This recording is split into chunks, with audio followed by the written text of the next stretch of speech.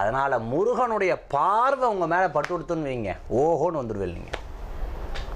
அதனால் திருச்செந்தூரில் போனால் அப்படியே பார்த்து இப்படி கும்பிடுவோம், அப்படி கும்பிடுவோம், முருகா முருகான்னு பார்ப்போம் இல்லையா? அவ்வளோ சிறப்புகள் உண்டு. அந்த பெருமானுடைய பார்வை உங்கள் மேலே பட்டதுன்னா போதும்,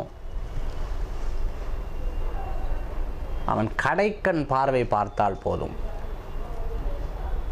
நாள் என் செய்யும், கோல்தான் என் செய்யும், என்னை நாடி வரும் பக்தர்களுக்குன்னு ரொம்ப அருமையாக சொல்கிறார்.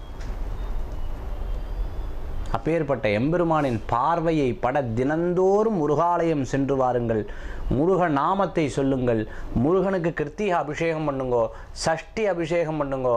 முருகனுடைய தீக்ஷண்யமான பார்வை உங்கள் மேலே பட்டுடுத்துனா போதும், பாபம் பொடிபடும் என்று